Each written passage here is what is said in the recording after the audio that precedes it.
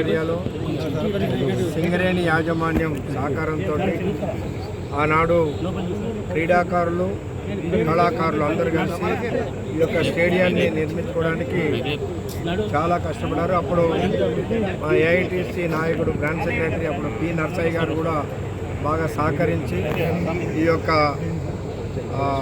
Stadium ground ఏర్పాటు కావడానికి సహకరించారు.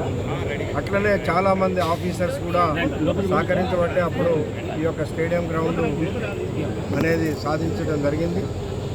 అప్పట్లో ఈ ప్రాంతాన్ని ఇల్లీగల్గా ఆక్రమించుకోవాలని చాలామంది ప్రయత్నం చేశారు. ఈ ప్రాంతంలో చేసినప్పటికి కూడా యాజమాన్య సహకారంతో ట్రేడ్ యూనియన్స్ అట్లనే క్రీడాకారులు కళాకారులు అందరూ కలిసి దీన్ని నిర్మించుకొని ఇప్పుడు ఇక్కడ ఈ స్టేడియం గ్రౌండ్లో